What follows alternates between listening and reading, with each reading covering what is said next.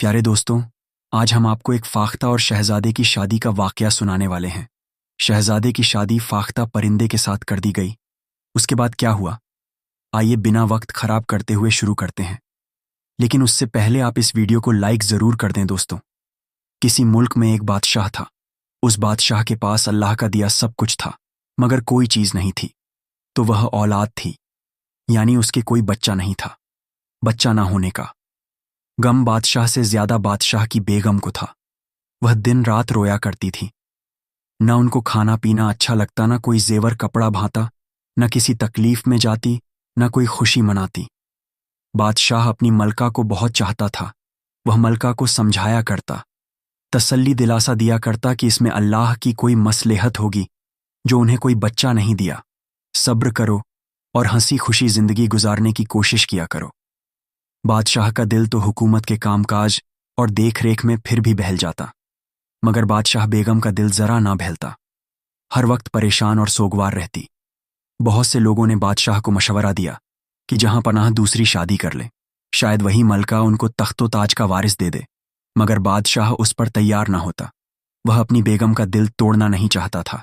एक दिन क्या हुआ, बादशाह बेगम की कनीज खास, यानी जो नौकरानी हर वक्त उनके साथ रहती थी, वह दौड़ती हुई आई और बोली, बादशाह बेगम, अल्लाह आपको सलामत रखे, आपका इकबाल बुलंद हो। मैंने सुना है अपनी हुकूमत में कहीं से कोई बहुत पहुंचे हुए दरवेश तशरीफ लाए हैं। वह जिसको दुआ देते हैं उसकी मुराद पूरी हो जाती है। अगर इजाज़त हो तो उन दरवेश साहब को आपके हुजूर में लाया जाए। वह अल्लाह से आपके लिए औलाद मांगे और उनकी दुआ से हो सकता है अल्लाह आपकी गोद भर दे। बादशाह बेगम ने ठंडी सांस भरकर कहा, नहीं गुलबदन, हमारी मुराद पूरी नहीं होगी और हमारी गोद खाली रहेगी। हमारा यह तख्तो ताज गैरों में बांटा जाएगा और हमारा नाम लेवा कोई नहीं होगा। तुमको तो मालूम है हम कितने ही फकीरों और पीरों से दुआ के लिए कह चुके हैं। उसने कहा, फिर भी बादशाह बेगम एक बार और कोशिश कर ली जाए, शायद इस बार अल्लाह दिल की तमन्ना को पूरा कर दें। गुलबदन की बहुत खुशामद करने पर आखिर बादशाह बेगम उस दरवेश को बुलवाने पर तैयार हो गई। बादशाह को मालूम हुआ तो वह भी मलका का दिल रखने के लिए खुशी खुशी उन दरवेश साहब से मिलने के लिए राजी हो गया। उस रोज महल में बड़ी चहल पहल थी। दरवेश साहब को तशरीफ रखने के लिए तख्त बिछाया गया था। दरवेश साहब आए, बड़े नेक इंसान लग रहे थे। चेहरे से जैसे रोशनी फूट रही थी। तख्त पर बैठने के लिए कहा तो नहीं बैठे। बोले, हम फकीर लोग हैं, तख्त और कुर्सी नहीं जानते, जमीन हमारी बैठक है। और अपनी चादर जमीन पर बिछाकर बैठ गए और तस्बीह पढ़ने लगे। बादशाह और बादशाह बेगम उनके सामने हाजिर हुए। दरवेश कहने लगे, बादशाह बेगम, आपको औलाद का मजा जरूर मिलेगा, लेकिन अभी नहीं। कई साल गुजरने के बाद औलाद की खुशखबरी सुनकर बादशाह बेगम का चेहरा गुलाब के फूल की तरह खिल गया। मगर यह सुनकर कि औलाद का मजा कई साल बाद मिलेगा, वह उदास हो गई और उनकी खूबसूरत आंखों में आंसू आ गए। दरवेश साहब उनकी यह कैफियत देखकर तसल्ली देने वाले लहजे में बोले, सब्र का फल हमेशा मीठा होता है, आपको भी आपके सब्र का फल मिलेगा। मगर हमने कहा कुछ साल के बाद। हाँ, अगर आपका दिल हर वक्त उदास रहता है तो इसका इलाज यह है कि आप कोई ऐसा काम निकाले जिसकी वजह से आपका दिल बहला रहे, आपका ध्यान बटा रहे और आपको सोचने का मौका ही ना मिल सके। कुछ देर चुप रहकर वह फिर बोले, आप कोई बाग लगवाएं, बेहतरीन फूल उसमें हो, अपने सामने उसकी काट छाट कराएं। अल्लाह ने आपको सब कुछ दे रखा है, बाग को ज्यादा से ज्यादा खूबसूरत बनवाए, उसमें खूबसूरत तालाब बनवाए, फव्वारे लगवाए, तरह तरह के परिंदे मंगवाकर उसमें रखिए। देखिएगा फिर आपका दिल कितना खुश रहेगा। आप हर वक्त मसरूफ रहेंगी तो आपको कुछ सोचने का मौका नहीं मिलेगा। आपको अपनी इस महरूमी का एहसास भी नहीं सताएगा कि आपके कोई बच्चा नहीं है। बादशाह यह सुनकर उछल पड़ा, अरे वाह, क्या तरकीब बताई है आपने। जनाब, हमारी बेगम को चाहिए कि आपके मशवरे पर अमल करें और अपने लिए खुशियां हासिल करें। बादशाह बेगम ने भी उस मशवरे को पसंद किया और दरवेश साहब का शुक्रिया अदा किया। दरवेश साहब कुछ देर के बाद वापस चले गए। बादशाह बेगम ने दूसरे ही दिन से बाग लगवाने का काम शुरू करा दिया। वह सचमुच बेहद मसरूफ हो गई। तलाश करके बेहतरीन पौधे मंगवाए गए। बहुत बड़ा बाग बनने लगा। हजारों कारीगर और मजदूर काम पर लगा दिए गए। 4-5 महीनों में बाग की 4 दीवारी बन गई। वह भी संगमरमर से खूबसूरत गेट लग गया। रेशमी घास लगवाई गई। खूबसूरत बाग तैयार हुआ, चारों तरफ फलों के। बाग के बीचों बीच बहुत खूबसूरत तालाब भी था, जिसमें रंग बिरंगी मछलियां तैरती तड़पती फड़कती दिखाई देती थीं, और बेहतरीन सफेद हंसों का एक जोड़ा काय काय बोलता हुआ तैरता नजर आता था। इतना खूबसूरत बाग था कि बस देखते ही बनता था। बादशाह बेगम अपने इस हसीन बाग की खुद देखभाल करती थी और अपने सामने साफ सफाई कराती थी। रोज सुबह बादशाह और बादशाह बेगम बाग की सैर को निकल आते थे। टहलते टहलते थक जाते तो संगमरमर से बने हौज के किनारे जाकर बैठ जाते और मछलियों का तमाशा देखकर मजा लेते। इस तरह सचमुच बादशाह बेगम अपना गम भूल गई, हर वक्त खुश रहने लगी। दिन गुजरते गए, फलों के पेड़ ऊंचे होते गए, फूलों के पौधे घने हो गए, उनमें तरह तरह के फूल आने लगे। फलों के पेड़ फलों से लदे तो उन पर परिंदे आने लगे। प्यारी प्यारी चिड़ियां, नीली पीली काली सफेद लाल, उनके चहक से बाग में और रौनक आ गई। लेकिन चिड़ियों ने उन पेड़ों पर घोंसले भी बनाना शुरू कर दिए। बाग की देखभाल करने वाले मुलाजिमों ने उन घोंसलों को उजाड़ना चाहा तो बादशाह बेगम ने सख्ती से मना कर दिया कि नहीं, कोई घोंसला हटना नहीं चाहिए। खबरदार, जो किसी ने हाथ लगाया इन्हें घोंसले बनाकर बच्चे निकालने दो। अगर ये हटाए गए तो बाग की रौनक खत्म हो जाएगी। अब किसकी मजाल थी कि घोंसले में हाथ लगाता। बादशाह बेगम अपने हाथ से अनाज के दाने बाग में बिखेरा करती। चिड़िया उन दानों को चोंच में दबाती और अपने बच्चों को जाकर खिलाती। बच्चों की नरम नरम छूछुओं से बाग गूंजा करता। इन हजारों चिड़ियों में फाख्ता के एक जोड़े ने भी एक ऊंचे घने पेड़ में घोंसला बनाया था। इस घोंसले में फाख्ता ने अंडे दिए, मगर एक अंडा पता नहीं कैसे गिरकर टूट गया। अब एक ही अंडा बचा था, जिसको दोनों फाख्ता मिलकर बारी बारी सेती रहती, और फिर एक बच्चा अंडे से बाहर निकला। बादशाह बेगम को फाख्ता का यह जोड़ा बहुत पसंद था। भोले भाले नर और मादा, बिल्कुल कबूतर की सूरत थे, ना किसी से लड़ाई ना झगड़ा। सारा दिन मजे से बाग में उड़ा करते और दाना चुगा करते। फाख्ता बादशाह बेगम इनसे इस कदर हिल गई थी कि वह गेहूं या जौ के दाने अपनी हथेली पर रखकर हाथ बढ़ाती तो वह फर से उड़कर आती और दाना उठा ले जाती, फिर आती, फिर दाना उठा ले जाती। बादशाह बेगम को बड़ा अच्छा लगता। वो हंसती रहती और फाख्ता को दाना खिलाती रहती। कई दिन गुजर गए। फाख्ता का बच्चा बड़ा हो गया। उसका बोटी जैसा बदन नरम नरम परों से भर गया। अपने गोल गोल गुलाबी गुलाबी आंखों से वो बादशाह बेगम को देखता तो उनके दिल में गुदगुदी सी होने लगती। कितना भोला और मासूम बच्चा था। यह एक मादा फाख्ता थी और अपनी माँ की तरह वह भी बादशाह बेगम से बहुत मानूस हो गई थी। जब वह उड़ने के काबिल हुई तो बादशाह बेगम के पुकारने पर आती और उड़कर उनके घुटने पर बैठ जाती, कभी कंधे पर बैठ जाती। वह अपनी हथेली पर दाना रखकर उसे खिलाती। इन दानों में किशमिश बादाम का चूरा, अखरोट का चूरा, ताल मखाने का चूरा और काजू के नन्हे नन्हे टुकड़े होते थे जो फाख्ता खाती थी। ये मेवा खाकर फाख्ता की बच्ची बहुत तंदुरुस्त, बहुत चिकनी और बहुत प्यारी निकल रही थी। बादशाह बेगम ने उसको फाख्ता शहजादी का नाम दिया था। वह उसको आवाज देती कि फाख्ता शहजादी, और फाख्ता शहजादी बाग में जहां कहीं भी होती उड़ती हुई उनके पास आ जाती। बादशाह भी इस फाख्ता शहजादी से बहुत प्यार करने लगा था, क्योंकि उसकी वजह से बादशाह बेगम बहुत खुश रहने लगी थी। अब वह किसी भी वक्त कोई बच्चा ना होने का गम नहीं मनाती थी। एक दिन उन्होंने कहा, बादशाह सलामत, मैं अपनी फाख्ता बेटी के लिए घुंघरूदार छल्ले बनवाना चाहती हूं, ताकि वह उड़े तो छन मन की आवाज से बाग में एक अनोखी सी चहल पहल होने लगे। बिल्कुल बिल्कुल बनवाए घुंघरू, हमें भी बड़ा अच्छा लगेगा, बादशाह खुश होकर बोला। इसके बाद देखते ही देखते सोने के घुंघरूदार छल्ले बनकर आ गए। उन घुंघरू में हीरे जड़े थे। बादशाह बेगम ने बड़े प्यार से फाख्ता बच्ची को पकड़ा और उसके नाजुक नाजुक पंजों में घुंघरू डाल दिए। पहले तो फाख्ता बच्ची थोड़ा घबराई, मगर फिर आराम से चलने फिरने और उड़ने लगी। वाकई घुंघरू की नाजुक नाजुक छनमन बड़ी अच्छी लगती थी। इसी तरह दिन गुजरने लगे। कई साल हो गए। फाख्ता शहजादी अब खूब मोटी ताजी बड़ी हो गई थी। उसने भी अंडे दिए, कई बच्चे निकले, बड़े हुए, और यह सब बादशाह बेगम के बाग में रहने लगे। बाग दिन ब दिन खूबसूरत और घना होता जा रहा था। लोग दूर दूर से उसे देखने आते और बादशाह बेगम की इजाजत लेकर उसकी सैर करते थे। उस बाग का नाम बेगम का बाग पुकारा जाने लगा। उसके गुलाब के फूल मशहूर थे। उन दिनों ऐसा हुआ कि उस बाग को देखने के लिए पड़ोसी मुल्क का एक शहजादा आया। बादशाह ने उसकी बड़ी खातिर की। शहजादा बहुत खूबसूरत और बहादुर था। बहुत जल्द वो अपने बादशाह बाप की जगह तख्त पर बैठने वाला था। बादशाह बेगम भी उसके आने से बहुत खुश हुई। वह शहजादे को बाग की सैर करा रही थी और फूल पौधे दिखा रही थीं कि शहजादे ने बड़ी अच्छी छन छन की आवाज़ सुनी, जैसे कोई लड़की पायल पहने धीरे धीरे चल रही है। शहजादा इधर उधर देखने लगा, कोई नजर नहीं आया। वह कुछ दूर चला तो फिर वही आवाज़ सुनाई दी। घुंघरू छलक रहे थे। शहजादे ने झिझकते हुए बादशाह बेगम से पूछा, बेगम साहिबा, ये घुंघरू की आवाज़ कहाँ से आ रही है? क्या हमारे और आपके अलावा कोई और भी यहाँ टहल रहा है? बादशाह बेगम को शरारत सूझी। वह हंसकर बोली, हाँ शहजादे, मेरी बच्ची भी बाग की सैर कर रही है। शहजादा बोला, क्या वह बहुत छोटी सी है?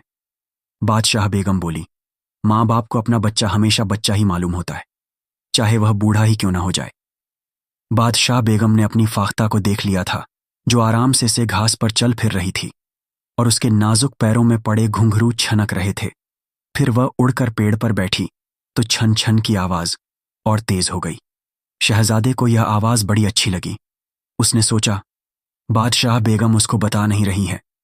उनकी बच्ची अच्छी खासी बड़ी होगी, वह बादशाह बेगम की तरह ही खूबसूरत होगी। अगर हमारी शादी इनकी बेटी के साथ हो जाए तो क्या कहना। हम भी अपने माँ बाप के अकेले हैं, यह बच्ची भी अपने माँ बाप की अकेली है, यानी वो सल्तनत भी हमारी, यह सल्तनत भी हमारी। अम्मा बेगम अब बहुत बीमार रहने लगी हैं। अभी कल ही वो कह रही थीं उनके सामने हमारी शादी हो जाए तो उनकी दिल्ली ख्वाहिश पूरी हो जाए। बादशाह और शहजाद की जिद्द का क्या कहना। जो दिल में ठान लिया वह ठान लिया। शहजादा वापस अपने मुल्क गया तो उसने अपनी अम्मा बेगम को बताया। उसकी अम्मा बेगम तो बस खिल गईं। लो भाई, दोनों हाथों में लड्डू बैठे बिठाए एक और सल्तनत मिल जाएगी। बादशाह से जिक्र किया तो वह भी तैयार हो गए। अब उन्होंने अपने बेटे के लिए रिश्ता भेज दिया। यह रिश्ता सुनकर बादशाह और बादशाह बेगम हैरान रह गए। जब शहजादे का रिश्ता उनकी बच्ची के लिए आया, बादशाह ने बोलना चाहा कि हमारी बच्ची, वह इतना ही कहाँ पाया था कि बादशाह बेगम ने उसका हाथ दबा दिया और बोली, यह हमारे लिए अच्छी बात है कि ऐसा अच्छा रिश्ता हमारी बेटी के लिए आया है। हमें शहजादा दिल से पसंद है, मगर हमारी बेटी अभी छोटी है, कुल 10 बरस की है। हम उसको अभी कैसे ब्याह दें? हाँ, अगर बादशाह कुछ बरस इंतज़ार करें तो हम बाखुशी यह शादी कर देंगे। जो लोग पैगाम लेकर आए थे उनको ढेरों इनाम मिला और वह वापस अपने बादशाह के पास गए। जब वह लोग वापस गए और अपने बादशाह को सारा हाल बताया तो बादशाह ने कहा, शहजादी 10 बरस की है, हमारा बेटा 16 से 17 बरस का है, कोई ख़ास फ़र्क नहीं है। बादशाह बेगम से जाकर करो, उनकी बेटी हमारी बेटी है, वह शादी के बाद हमारे साथ बिल्कुल बेटी की तरह रहेगी। हमारी बादशाह बेगम की तबीयत ठीक नहीं रहती है, उनकी यह ख्वाहिश है उनके सामने उनके बेटे के सर पर सेहरा बंध जाए, इसलिए हमारी दरख्वास्त कबूल कर ली जाए। उन्होंने अपना कासिद दोबारा भेज दिया। उधर फाख्ता वाले बादशाह सलामत बेहद परेशान थे। वह बार बार अपनी बेगम से कहते थे, बेगम, आपने यह कैसा मजाक किया है? जब हमारी कोई बेटी ही नहीं है तो हम उसकी शादी कैसे करेंगे? क्या होगा? इस मजाक का इल्ज़ाम हम ये सोचकर डरते हैं। बादशाह बेगम भी थोड़ी परेशान हुई, मगर ज्यादा नहीं। उनको पता नहीं क्यों दरवेश की बात बार बार याद आ रही थी। आपको औलाद मिलेगी, मगर कुछ अरसे के बाद आप फिक्र ना करें, हम अपने इस मजाक को निभाएंगे और किसी को पता भी नहीं चलेगा। बादशाह बेगम ने एक शर्त रखी, ठीक है, हमें शादी मंजूर है, मगर हमारी एक मजबूरी यह है कि जब हमारी बच्ची पैदा होने वाली थी तो किसी ने हमें बताया था कि 12 बरस तक उस बच्चे को लोगों की नज़रों से छुपा कर रखा जाए, कोई भी उसकी सूरत ना देख सके, ना आवाज़ सुन सके, वरना बच्ची की जान को खतरा होने के साथ साथ बच्ची के माँ बाप, घर बार सब पर मुसीबत आ जाएगी। अब बादशाह सोच समझ ले और हमारी शर्त मंजूर कर ले तो ठीक है, हम शादी कर देंगे। वह शर्त यह थी कि शहजादी शादी होकर ससुराल ज़रूर जाएगी, मगर उसको ना कोई देखेगा, न उसकी आवाज़ सुनेगा। उसके लिए अलग महल रहेगा और उसके साथ सिर्फ उसके मायके से साथ गई हुई उसकी दाई रहेगी, वही उसकी देखभाल करेगी। वहीं उसके लिए खाना बनाएगी। बाकी मुलाजिम रहेंगे तो बाहरी कामकाज करेंगे। शहजादी के खास कमरे की तरफ कोई नहीं जाएगा, न कभी उसको देखने की कोशिश करेगा। यहां तक कि उसका शौहर शहजादा भी उसको 2 बरस से पहले नहीं देख सकेगा। यह अजीब व गरीब शर्त बादशाह और शहजादे ने मंजूर कर ली। शहजादी के लिए एक महल बनवाया गया। बिल्कुल अलग थलग बेहद खूबसूरत शानदार महल था, मगर शहर से कुछ दूर एक वीरान जगह, ताकि कोई शहजादी आवाज ना सुन सके, ना उसको देख सके। अजीब महल था, ना कोई खिड़की ना रोशनदान, बस एक दरवाज़ा जो हर वक्त बंद रहता था। मुलाजिम बाहरी हिस्से में रहते थे। इसके बाद उनकी शादी भी हो गई, और शादी भी कैसी, जैसा कि शाही बादशाहों की शादियां हुआ करती हैं। इस कदर दहेज मिला कि बादशाह के महल में जगह ना रही। साथ ही साथ दुल्हन की डोली भी उसके अलग बने हुए महल में पहुंचा दी गई। डोली पहुंचने वाले डोली रखकर चले गए। लोग यह समझ रहे थे इसमें दुल्हन है, और इस दुल्हन के साथ आने वाली उसकी खास कनीज गुलबदन है। डोली रखकर लोग जा चुके थे। गुलबदन अपने हाथ में एक पिंजरा लिए उसमें से निकली और शहजादी के कमरे में चली गई। उसे पिंजरे में बादशाह की प्यारी फाख्ता थी। शहजादा अपनी दुल्हन को ना देख सका और ना कोई बात कर सका, मगर उसको यह इत्मीनान जरूर था कि 2 बरस के बाद वह शहजादी को ना सिर्फ देखेगा, बल्कि उसके साथ जिंदगी भी गुजारे। और इसी उम्मीद में वह दिन गुजारने लगा। बादशाह बेगम को अपनी फाख्ता शहजादी की याद सताती तो वह कुछ रोज के लिए उसको अपने यहां बुलवा लेती। बड़ी शान के साथ सवारी जाती, साथ में गुलबदन होती। गुलबदन की गोद में फाख्ता का पिंजरा होता और फंस यानी पालकी के दरवाजे बंद होते। ये बंद पालकी बादशाह बेगम के कमरे में रख दी जाती। बादशाह बेगम बड़ी खुश थी।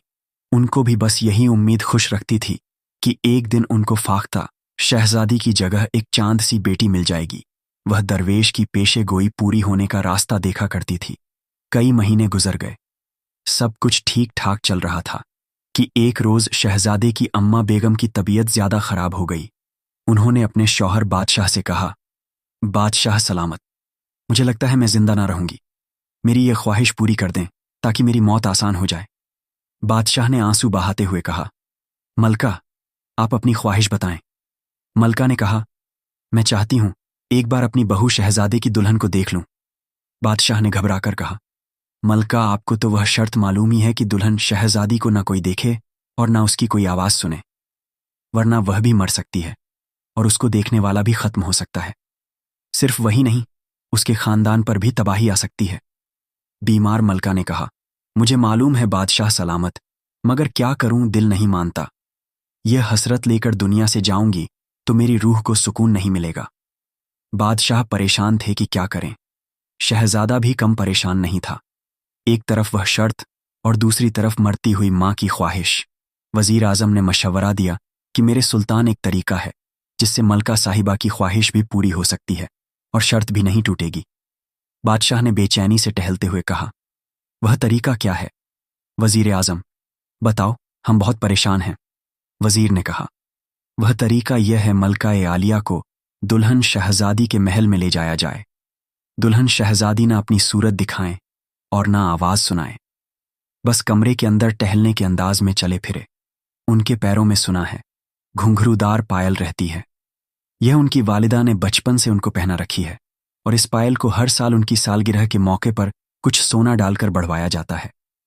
दुल्हन शहजादी कमरे के फर्श पर चलेगी तो उनकी पायल के घुंघरू छनक, यह खनक बाहर आएगी। मलका ए आलिया उस खनक को सुनेगी। उनको समझाया जाएगा कि इस खनक को सुनकर मुतमिन हो जाएं। उनकी बहू शहजादी उनके पास है और 2 बरस के बाद वह इस मुल्क पर उनकी जगह बादशाह बेगम बनकर राज करेगी। यह सुनकर बादशाह ने कहा, वाह वजीर आजम, तुमने तो मेरी परेशानी पलक झपकते में दूर कर दी। और फिर यही हुआ। मलका बेगम वजीर आजम की बात पर तैयार हो गई और फाख्ता शहजादी के महल में आई। बादशाह भी साथ थे, शहजादा भी साथ था। गुलबदन ने पिंजरा खोलकर फाख्ता को कमरे के फर्श पर छोड़ दिया और बाहर आ गई। फाख्ता बड़े आराम के साथ इधर उधर चलने फिरने और दौड़ने लगी। उसके पैरों में पड़े घुंघरू खनक रहे थे और इस आवाज को सुन सुनकर मलका खुश हो रही थी और कहने लगी, बस अब मुझे इत्मीनान हो गया। और वह अपने महल में वापस ले जाई गई और उसी रात उस बेचारी का इंतकाल हो गया।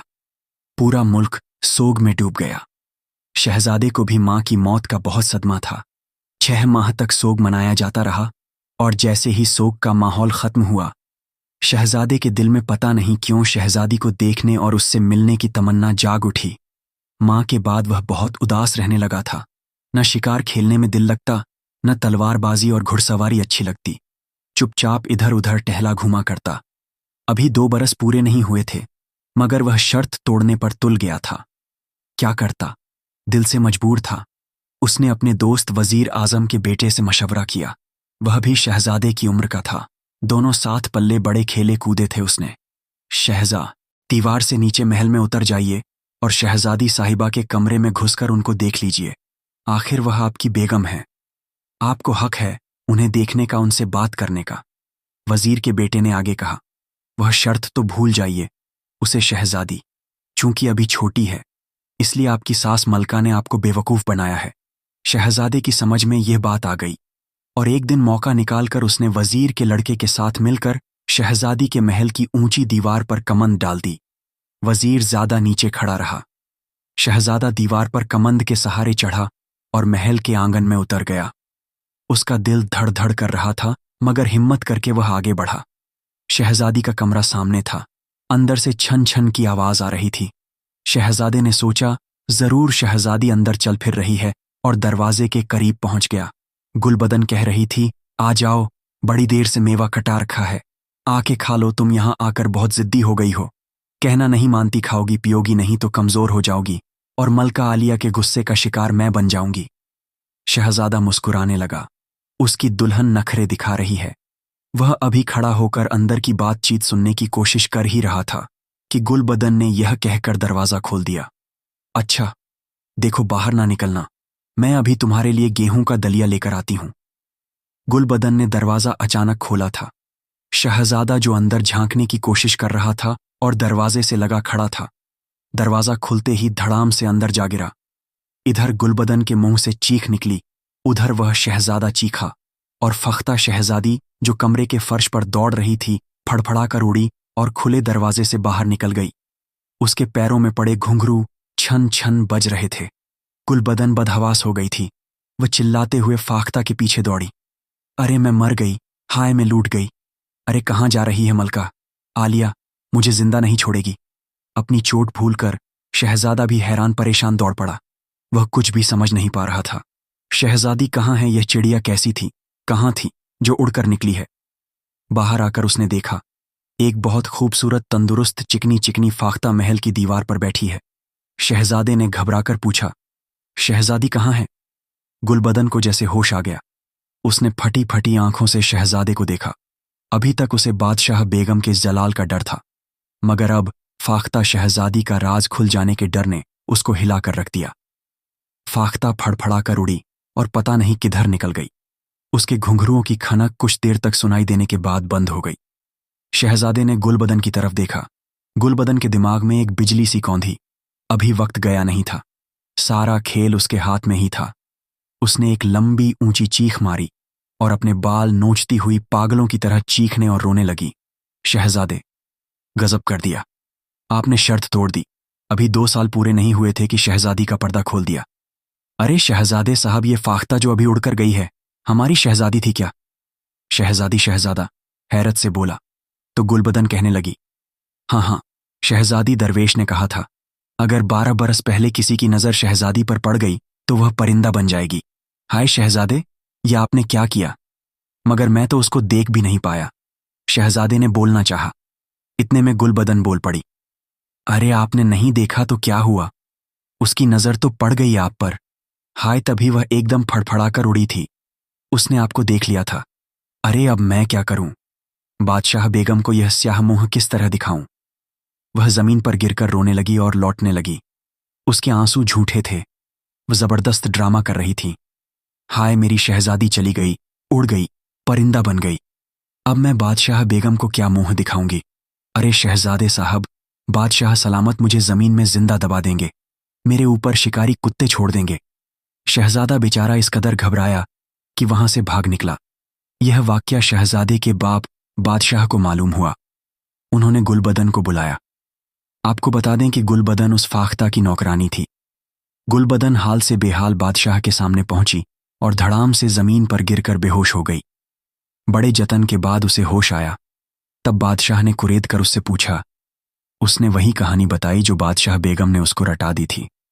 न शहजादे ने देखने की गलती की होती, न वह परिंदा बनती। गुलबदन बस यही रटते जा रही थी। बादशाह को भी इस कहानी पर यकीन करना पड़ा। उसने अपने बेटे शहजादे को बहुत डांटा, बहुत बुरा भला कहा, मगर होता भी क्या। ज्यादा कहते सुनते तो शहजादा गुस्से में आकर कहीं चला जाता।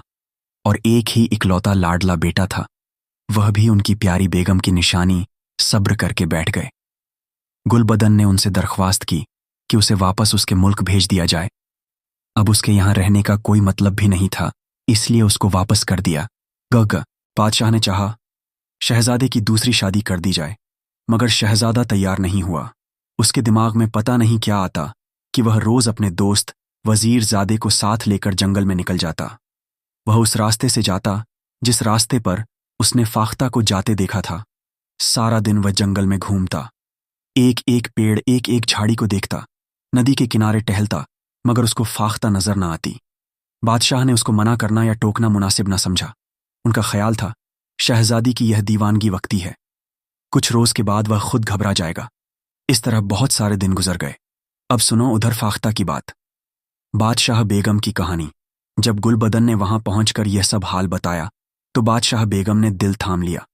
एक तो अपनी प्यारी फाख्ता का गम, दूसरे इस बात का गम कि दरवेश ने गलत कहा था। 10 साल हो चुके थे, औलाद की आरजू पूरी नहीं हुई थी। औलाद की तरह पाली हुई फाख्ता भी हाथ से जा चुकी थी। उनको फिर दुखों ने घेरा। अपने बाग में वह जाती जरूर थी, मगर अब वह खुशी नहीं रही थी। चुपचाप एक जगह बैठी इधर उधर देखा करती।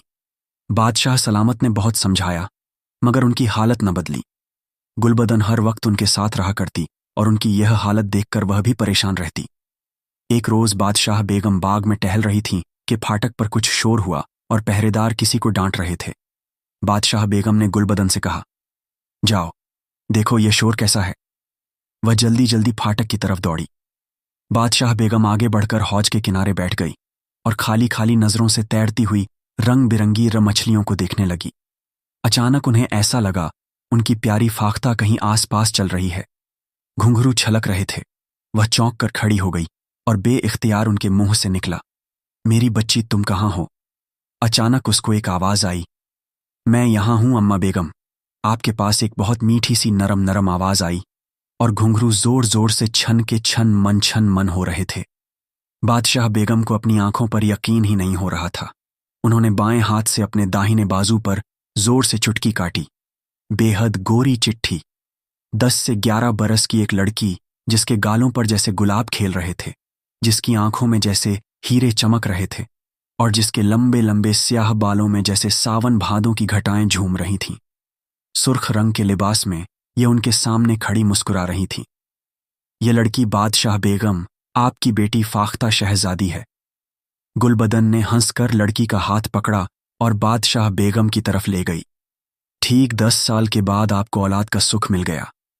बादशाह बेगम खुशी के मारे फूली नहीं समा रही थीं। उन्होंने दोनों हाथ फैलाकर लड़की को अपने सीने से लगा लिया। लड़की के जिस्म से गुलाब के फूलों की महक आ रही थी और बाल जूही के फूलों की तरह खुशबुओं लुटा रहे थे। लड़की भी बड़ी मोहब्बत के साथ उनसे लिपट गई।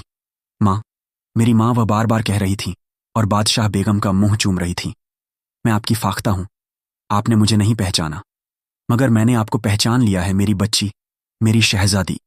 बादशाह बेगम ने कहा, यह बता तू कैसे आई, किधर से आई। उसने कहा, लंबा किस्सा है, आराम से बैठिए।